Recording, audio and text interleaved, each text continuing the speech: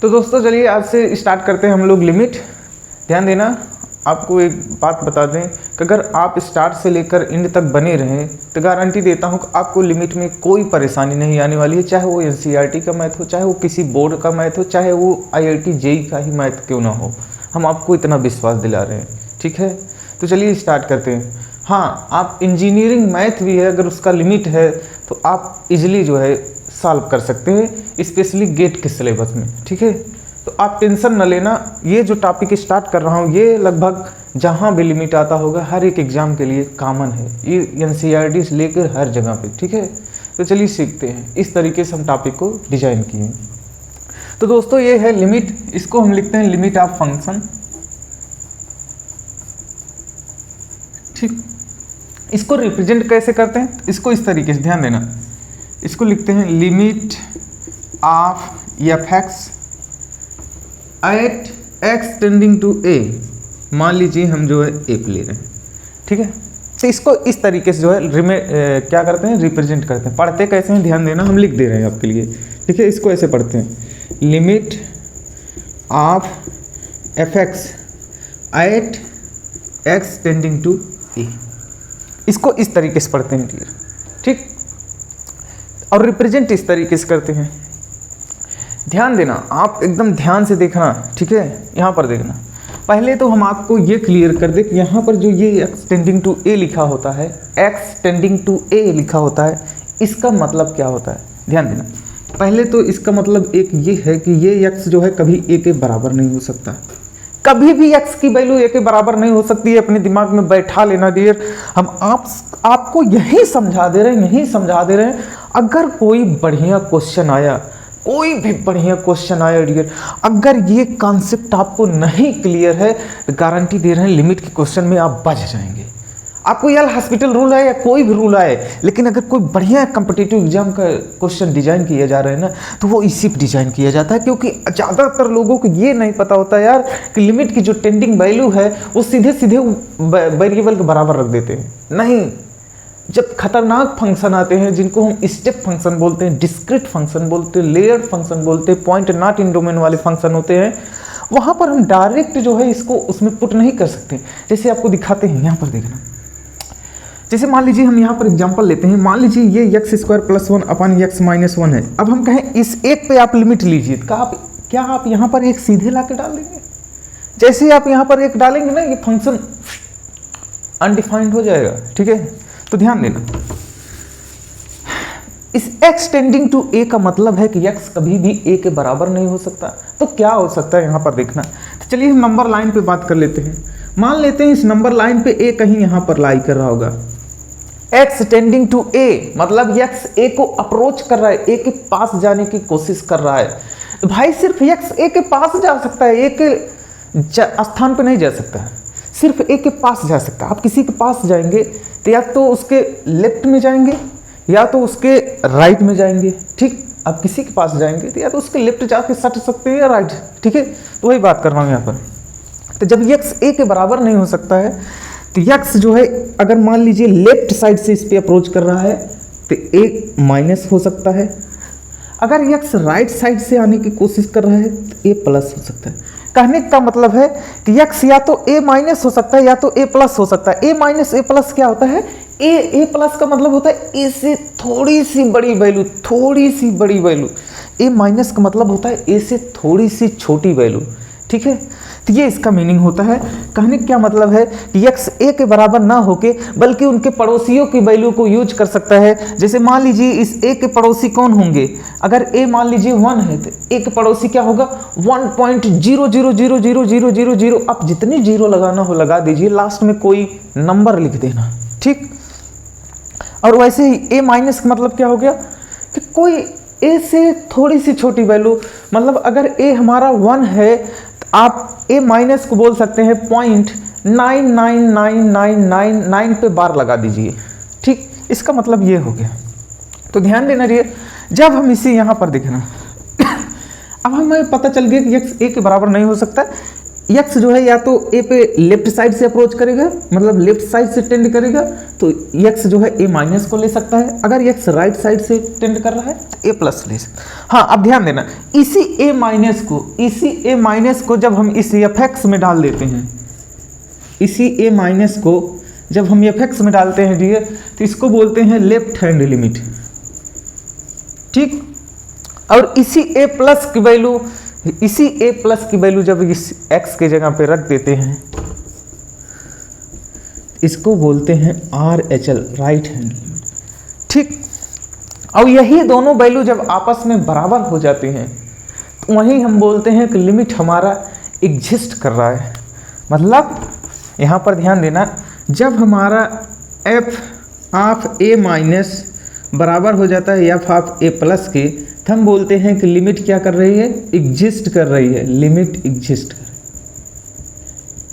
है, ठीक। तो आपको ये समझ में आ चुका होगा कि x टेंडिंग टू a का मतलब होता है कि x कभी भी a के बराबर नहीं हो सकता। अरे भाई, इसका नाम ही लिमिट है, लिमिट ऑफ फंक्शन।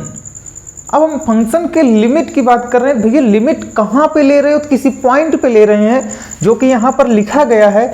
अब इस पॉइंट को, जब ये पॉइंट हमारे वेरिएबल के बराबर नहीं हो सकता, इसके बराबर नहीं हो सकता, इसका मतलब इसके लिमिटिंग वैल्यू की बात करेंगे। लिमिट मतलब सीमा होता है, तो ए का सीमा क्या हो सकता है, उसका राइट या लेफ्ट हो सकता है, ठीक। तो वही यहाँ पर लेते हैं, ठीक।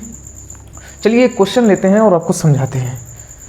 जैसे देखिए यहाँ पर एक क्वेश्चन लेते हैं, हम आपसे बात करते हैं find the value of limit of greatest integer x at x tending to 3, x tending to 3 पे इस फंक्शन की लिमिट बतानी है। अब भाई आप लोग ध्यान से देखना, कुछ महाशय होते हैं सीधे x बराबर 3 इसमें डाल देंगे, तो भाई जब ग्रेटेस्ट इंटीजर फंक्शन को ओपन ही नहीं कर पाओगे कि उसकी वैल्यू क्या आने वाली है। ध्यान देना, जिनको पता होगा कि ये जो यहाँ पर x टेंडिंग टू 3 लिखा गया है, इसका मतलब ये x कभी भी 3 के बराबर नहीं हो सकता है, बल्कि 3 को अप्रोच कर सकता है, 3 के पास जा सकता है, या तो लेफ्ट से जा सकता है या तो राइट से जा सकता है।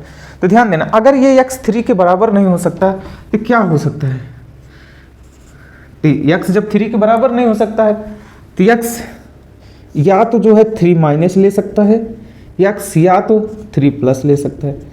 x अगर राइट साइड से अप्रोच करते हुए 3 के पास आया तो 3 पे नहीं आएगा भैया, 3 पे नहीं आएगा, 3 के जस्ट राइट वाली वैल्यू 3 प्लस को ले सकता है। अब 3 प्लस हो क्या सकते हैं हम आपको बता दें, 3.000000000 समझ लीजिए कुछ इस तरीके से, जितना आप जीरो लगाना लगा दीजिए, लास्ट में कोई नंबर लिख दें। ये 3 प्लस है, ये क्या है, 3 प्लस है। अगर ये लेफ्ट साइड से अप्रोच करना चाहा, 3 के पास जाने की कोशिश किया, तो वो 3 माइनस ले सकता है। अब ये 3 माइनस क्या है, यहाँ पर देखना, 3 माइनस 3 से जस्ट छोटी सी वैल्यू, इस 3 के लेफ्ट साइड में रहने वाली 3 से जस्ट छोटी वैल्यू, एकदम पास वाली वैल्यू। तो 3 माइनस का मतलब हम लिख सकते हैं, क्या लिख सकते हैं, 2.999999999999 जितना हो सके उतना लिख दीजिए। आप देखेंगे कि ये जो है, ये वैल्यू जस्ट 3 की एकदम लेफ्ट साइड में इसके पास होगी, ठीक। तो ये हो गया हमारा 3 माइनस और 3 प्लस। हमें पता है कि x हमारा 3 के इक्वल नहीं हो सकता, तो या तो हम जो है ये दोनों वैल्यू जो है इसमें डालेंगे। ध्यान देना, अगर हम 3 माइनस को डाल रहे हैं, इसमें लिमिट ले रहे हैं किस पे, x टेंडिंग टू 3 माइनस, कहने का क्या मतलब है, f ऑफ 3 माइनस,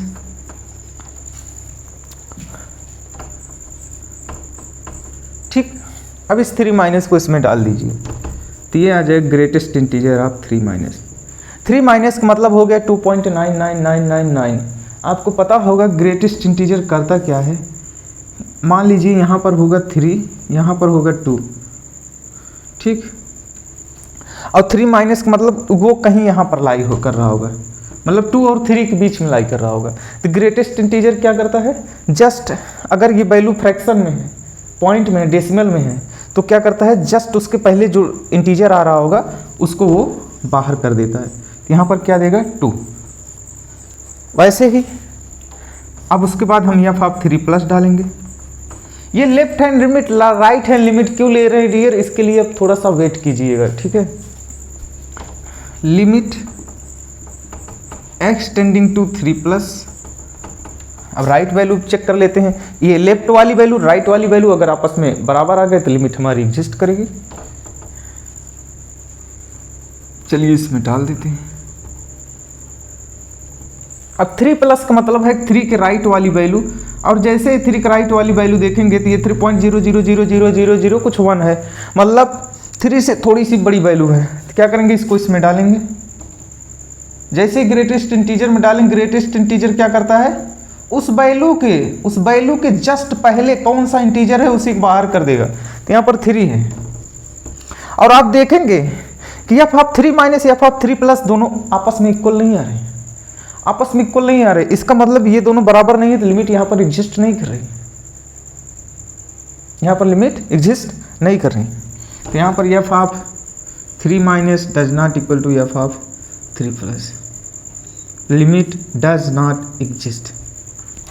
इसीलिए मैं कह रहा हूँ डियर, मैं ये जो क्वेश्चन लिया हूँ अभी आपको सिर्फ क्वेश्चन को देखना है, यहाँ पर ज़्यादा दिमाग नहीं लगाना है, सिर्फ क्वेश्चन देखना है। मैं ये बताना चाहता हूँ आप लोग को, अभी मैं आपको सिर्फ यही समझा रहा हूँ कि ये जो हमारा x टेंडिंग टू a है, ये दिमाग में अपने बैठा लीजिए कि x कभी भी a के बराबर नहीं हो सकता है। तो क्या हो सकता है, तो बता रहे हैं कि x क्या हो सकता है, x या तो a के लेफ्ट साइड से अप्रोच करेगा। भैया अगर x इधर से इसके पास ऐसे ऐसे ऐसे ऐसे जा रहा है, x a के बराबर भी नहीं हो सकता है, और लेफ्ट साइड से जा रहा है तो इधर से इधर थोड़ी नहीं चला आएगा। अगर इधर से यहाँ से आते आते इधर आ गए, इसका मतलब a को ले लिया है, a को भी ले लिया, a को इंक्लूड कर लिया। नहीं, x अगर लेफ्ट साइड से अप्रोच कर रहा है, मतलब लेफ्ट हैंड लिमिट आप ले रहे हैं, तो x क्या ले सकता है, तो x बराबर a माइनस आ सकता है। और राइट साइड से अगर अप्रोच कर रहा है तो x किसके बराबर हो सकता है, a प्लस के। मतलब इस a के बगल में खड़े हैं कौन कौन, a प्लस और a माइनस। तो x a के बराबर ना हो कि बल्कि a माइनस a प्लस के बराबर होगा। a माइनस और a प्लस कुछ है नहीं, a से थोड़ी सी बड़ी वैल्यू, a से थोड़ी सी छोटी वैल्यू। मतलब अगर मैं x हूँ तो मेरे जस्ट बगल जो खड़ा है, यहाँ पर जो सट के खड़ा है वो हो गया a प्लस, और इधर जो खड़ा हुआ है मेरे पास सट के वो हो गया a माइनस। इसको अपने दिमाग में बैठा लेना, क्योंकि अगर इस तरीके के फंक्शन आ गए शकल बना के तो आप वहाँ पर धोखा खा जाएंगे, वहां पर आप धोखा खा जाएंगे। हाँ, अब left hand limit right hand limit कब लेना होता है ये हम आपको बताएंगे। थोड़ा सा पेशेंस रखिए, ठीक है, टेंशन मत लीजिए, थोड़ा सा पेशेंस रखिए। आपको ये भी बताएंगे, लिमिट आपके लिए बहुत आसान हो जाएगी, मतलब सोच नहीं सकते कितना आसान हो जाएगी। हाँ, ध्यान दिए रहना कि लिमिट आपके लिए आसान हो जाएगी। चलिए कुछ छोटे मोटे फंक्शन होते हैं जिनको थोड़ा सा स्टडी कर लेते हैं, ठीक, क्योंकि लिमिट में उसकी आवश्यकता पड़ने वाली है। अभी हम लोग लिमिट नहीं पढ़ रहे हैं, अभी हम लोग लिमिट की पहचान कर रहे हैं कि आखिरकार ये क्या लिखा हुआ है, यहाँ पर जो लिखा हुआ है इसका मीनिंग क्या है, ये सब बता रहे हैं, ठीक है। तो चलिए देखते हैं। चलिए यहाँ पर देखते हैं कुछ ऐसे फंक्शंस हैं जो हमें आगे, जिनके नाम आएंगे, जिनके नाम को सुनकर हम ज़्यादा करके घबराते हैं। घबराने की ज़रूरत नहीं है, वो जो फंक्शन की जगह पे आ जाएंगे तो हमें वहाँ पर क्या एक्शन लेना होता है लिमिट में, ये हमें पता होना चाहिए। तो अभी लिमिट में क्या एक्शन लिया जाता है उसके बारे में नहीं बात करेंगे, अभी हम फंक्शन के बारे में बात करते हैं। तो ध्यान देना, पहला तो आता है स्टेप फंक्शन। स्टेप फंक्शन, ध्यान देना, नाम से ही क्लियर होता है। स्टेप फंक्शन मतलब स्टेप बाय स्टेप चल रहा होगा तो उसको बोलते हैं स्टेप फंक्शन। ध्यान देना, पहला तो हमारा हो गया एक greatest integer function. Greatest integer function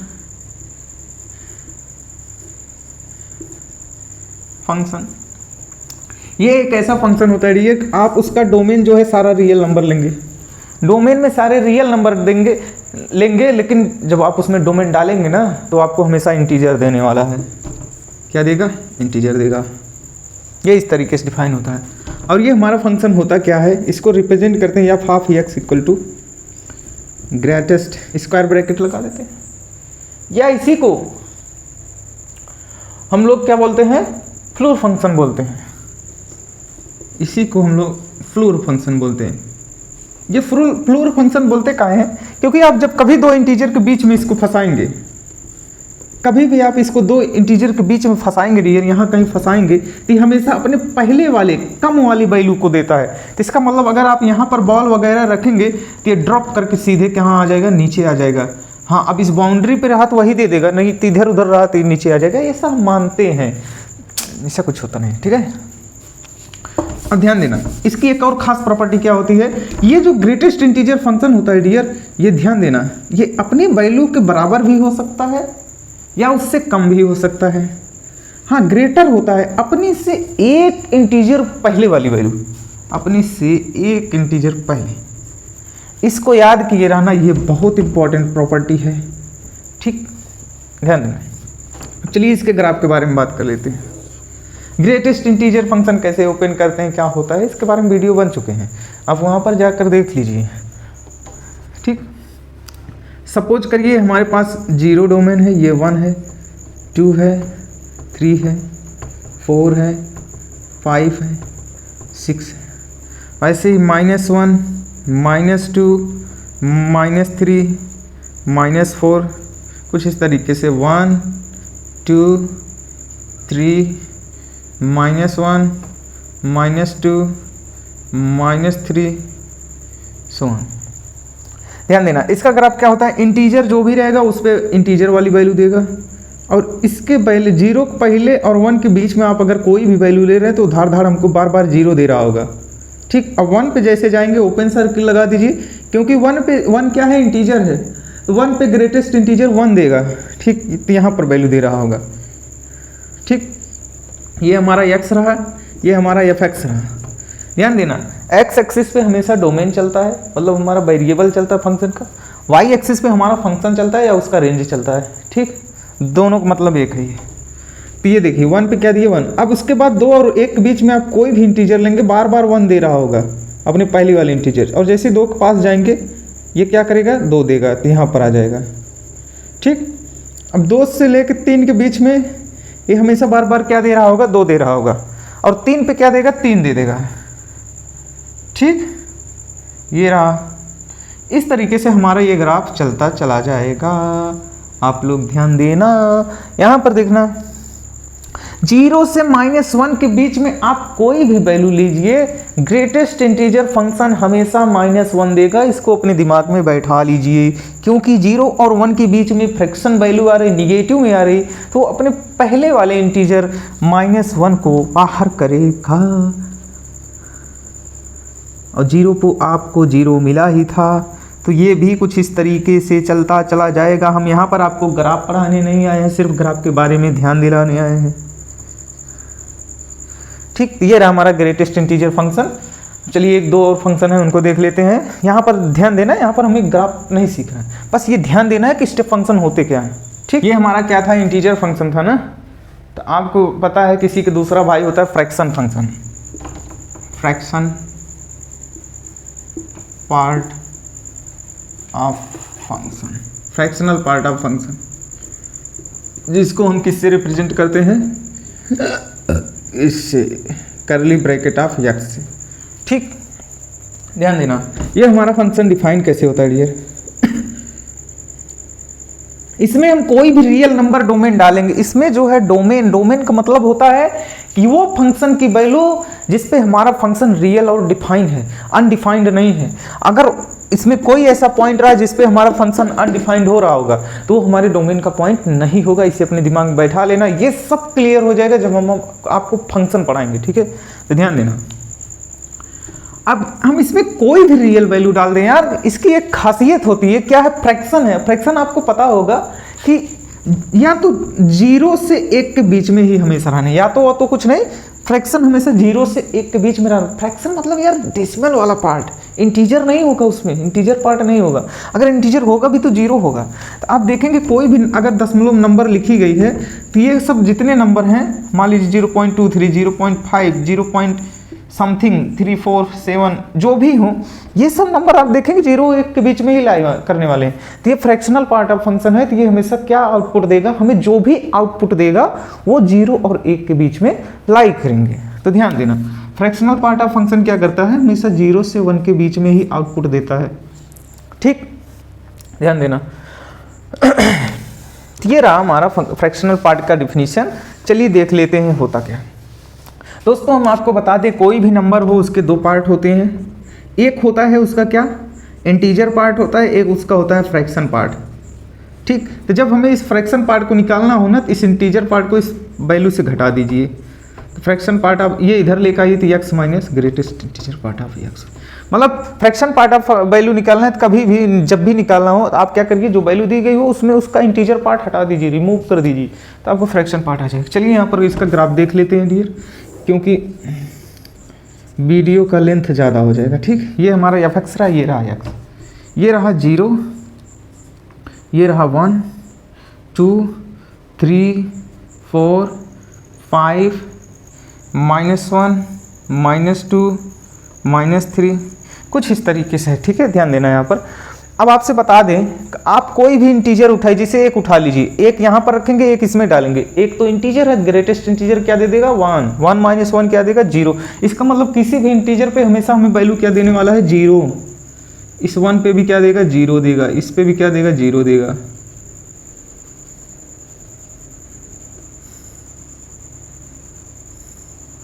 हर एक इंटीजर पर हमको 0 देने वाला।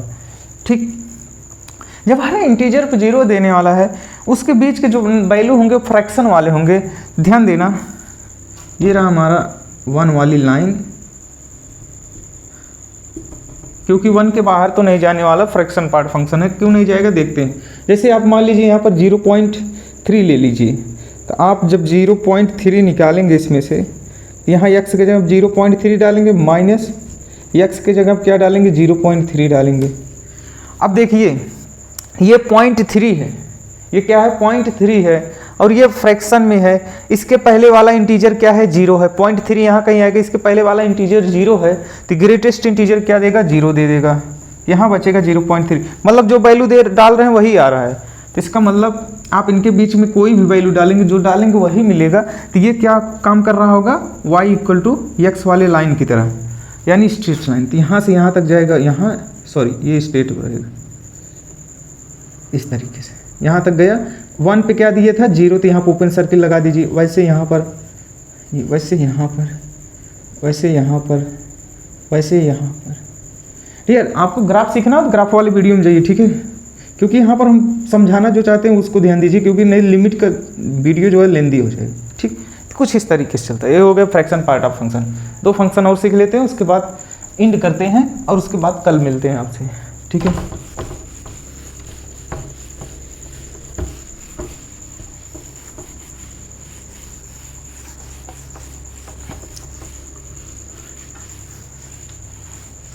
अब बात कर लेते हैं सिग्नम फंक्शन की। सिग्नम फंक्शन, सिग्नम फंक्शन क्या होता है ध्यान देना। सिग्नम फंक्शन ये हमारा, ये एक हमारा ऐसा फंक्शन होता है, इसको हम SGN ऑफ x से डिनोट करते हैं। fx = SGN ऑफ x से डिनोट करते हैं। ठीक, ये रिप्रेजेंट किससे किया जाता है,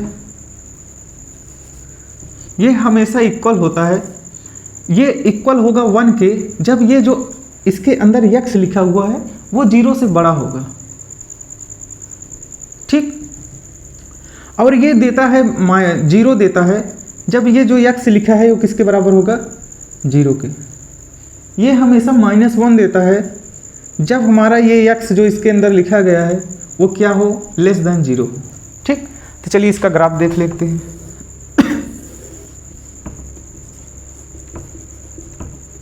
ठीक, ये रहा हमारा 0,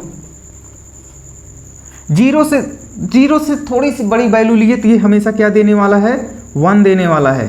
0 से बड़ी मतलब 0 पे वैल्यू नहीं ले रहे हैं, 0 पे हमें क्या दे रहा है 0 दे रहा है। 0 से बड़ी इधर ये हमेशा 1 रहने वाला है, मतलब fx = 1, और 0 से छोटी ये हमेशा हमें -1 देने वाला है, मतलब fx = क्या रहने वाला है -1। ठीक, चलिए एक और फंक्शन देख लेते हैं जो आपके काम आने वाला है। ठीक,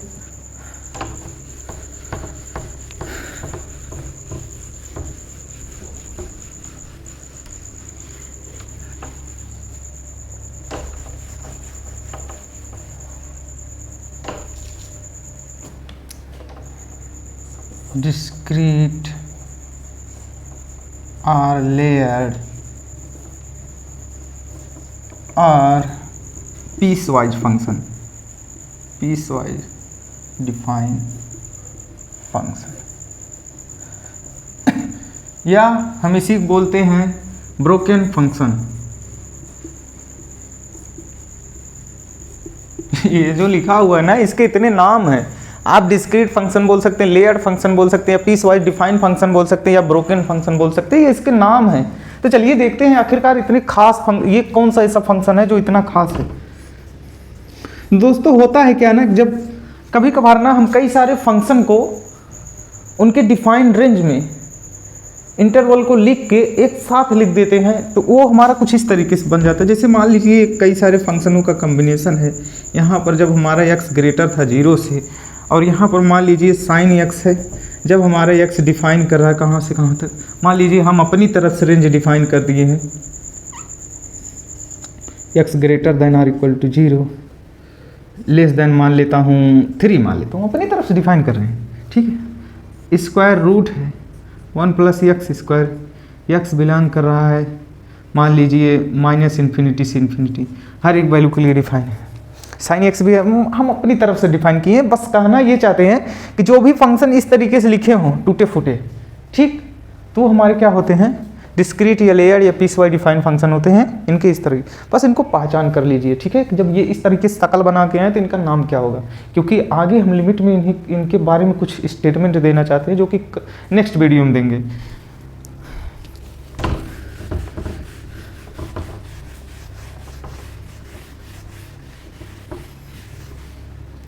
ध्यान देना यहाँ पर एक और फंक्शन होता है जिसका point not in domain type function, मतलब ऐसा फंक्शन जिसमें कोई ऐसी पॉइंट हो जिस पे हमें लिमिट फाइंड करने के लिए बोल दिया जाए और वो पॉइंट उस डोमेन में एग्जिस्ट ना करता हो। जैसे मान लीजिए हमारे पास f(x) दे दिए x² 2x + 3 अपान x - 5, और हमसे कह दिए कि आप इसका लिमिट फाइंड करिए x टेंडिंग टू 5। अब आप बताइए, अगर आप इसका डोमेन निकालेंगे तो इसका डोमेन होगा सारा रियल नंबर, उसमें से आप 5 को बाहर कर दीजिए। क्यों कर देंगे, क्योंकि जैसे 5 डालेंगे ये 0 हो जाएगा, 0 से किसी नंबर में आप डिवाइड करेंगे वो अनडिफाइंड हो जाता है, मतलब जिसे आप डिफाइन नहीं कर पाते। ठीक, तो ये जो 5 आ रहा है ना, इसी पे हमें कुछ काम करना है। तो ऐसे जब फंक्शन आ जाए तब इनको पहचाने रहना कि हमेशा कि कौन सा डोमेन उसके पॉइंट में नहीं आ रहा है।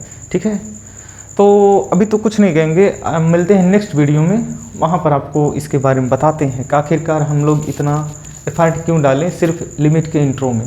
ठीक है, थैंक यू।